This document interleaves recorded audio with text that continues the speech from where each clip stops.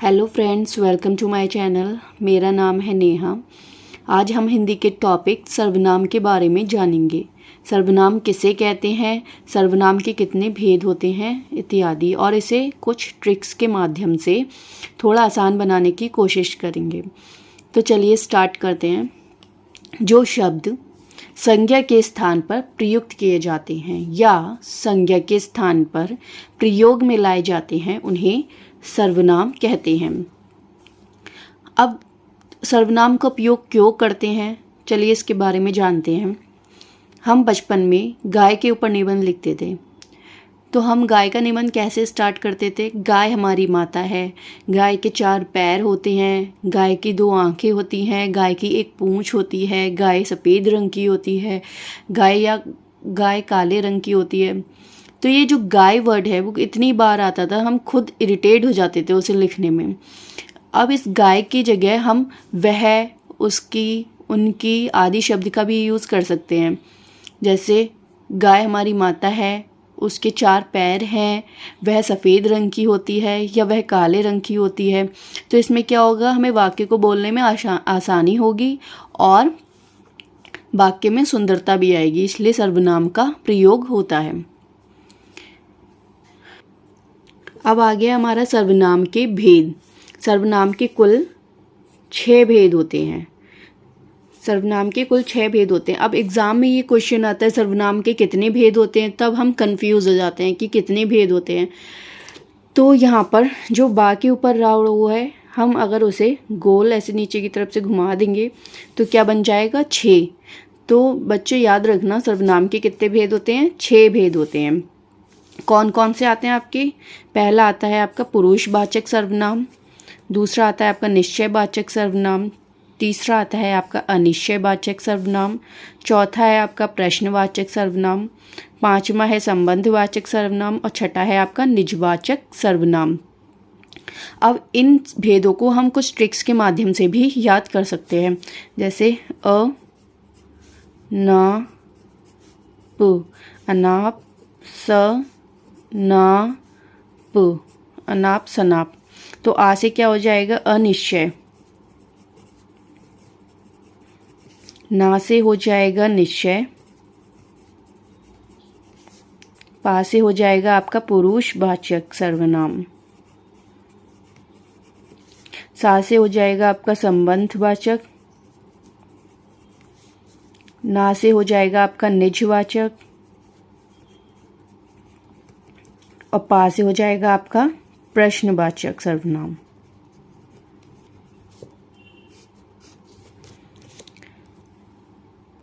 अब आता है हमारा पुरुषवाचक। पुरुषवाचक में 3 प्रकार के पुरुष आते हैं। इसमें सिर्फ पुरुष और महिला के लिए यह यूज़ होता है। इसका उपयोग पुरुष और महिला के लिए होता है। पहला होता है उत्तम पुरुष, जिसे हम इंग्लिश में फर्स्ट पर्सन भी कह सकते हैं। उत्तम पुरुष में हम किसे मानते हैं, उत्तम पुरुष हम स्वयं को मानते हैं, इसलिए इसमें क्या आएगा, मैं और हम। फिर आता है आपका मध्यम पुरुष, सेकंड पर्सन, जो जिससे हम सामने बात कर रहे होते हैं, वह क्या, उसमें कौन आएगा, तू और तुम। और अन्य, जो तीसरा व्यक्ति है वो अन्य में आएगा, जैसे आप, यह, वह, वे आदि। फिर हमारा एक बार हम पुरुषवाचक सर्वनाम को दोबारा से समझते हैं। पुरुषवाचक सर्वनाम, जब वक्ता कौन होता है, बोलने वाला, लेखक लिखने वाला, ठीक है।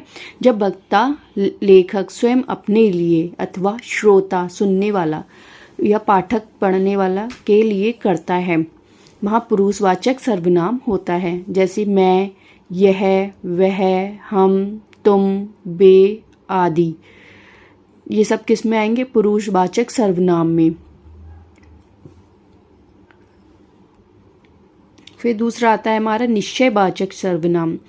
वह सर्वनाम जो निश्चय पूर्वक संकेत करे, निश्चयवाचक सर्वनाम कहलाते हैं।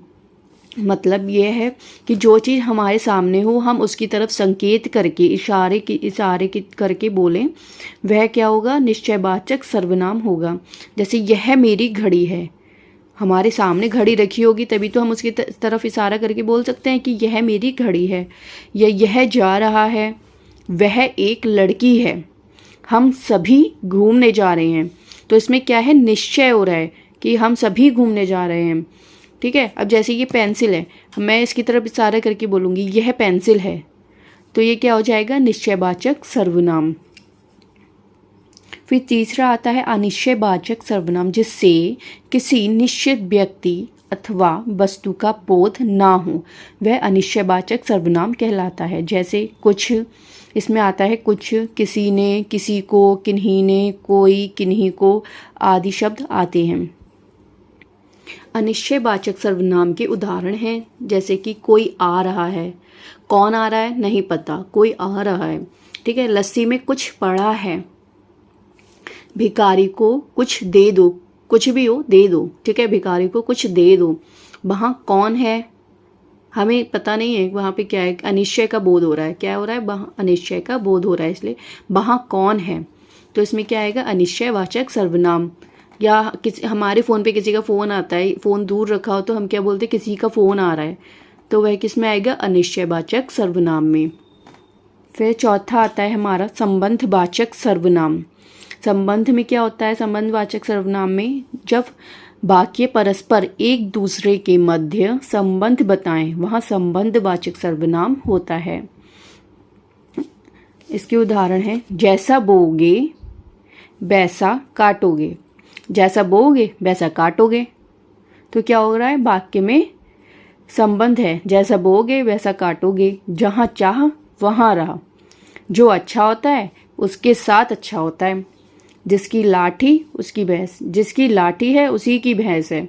तो उसमें क्या है, इन वाक्यों में क्या है, एक दूसरे में संबंध है, इसलिए यह संबंधवाचक सर्वनाम है।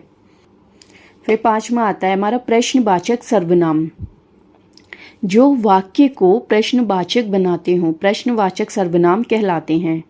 जैसे आप कैसे हो, अर्जुन क्या खा रहा है, कमरे में कौन बैठा है, ये सब क्या है, प्रश्नवाचक सर्वनाम।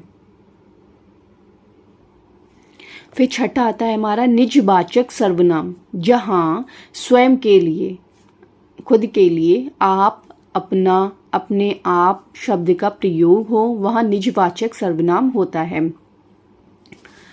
जैसे राधा अपने आप ही चली गई, राधा अपने आप ही चली गई, तो ये आप वर्ड का यूज़ कहाँ हो रहा है, किसके लिए हो रहा है, राधा के लिए ही हो रहा है।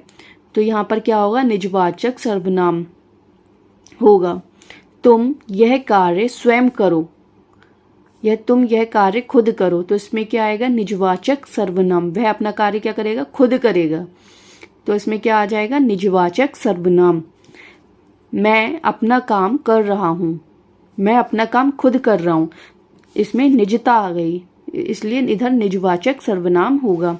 उसने अपने आप को बर्बाद कर लिया, उसने अपने आप को बर्बाद कर लिया, तो यहाँ पे क्या आएगा, निजता आ गई उसकी, इसलिए इधर निजवाचक सर्वनाम आएगा। अब हम कई बार कंफ्यूज हो जाते हैं, हम आपको लेके कंफ्यूज हो जाते हैं कि अगर पुरुषवाचक सर्वनाम में आप आ रहा है और इसमें निजवाचक में भी आप आ रहा है, आप शब्द आ रहा है, तो कहाँ पे पुरुषवाचक होगा और कहाँ पर निजवाचक सर्वनाम होगा। तो चलिए एक बार और ध्यान से समझते हैं इसे। जहाँ केवल आप शब्द का प्रयोग श्रोता के लिए हो, मतलब सुनने वाले के लिए हो, सामने वाले व्यक्ति के लिए, वहाँ पुरुषवाचक सर्वनाम होता है। और यदि जहाँ आप शब्द का प्रयोग खुद के लिए, स्वयं के लिए हो, वहाँ निजवाचक सर्वनाम होता है। ठीक है, आई थिंक आप लोगों को समझ में आया होगा। प्लीज़ लाइक करें, शेयर करें, सब्सक्राइब करें। Thank you for watching my videos. Bye.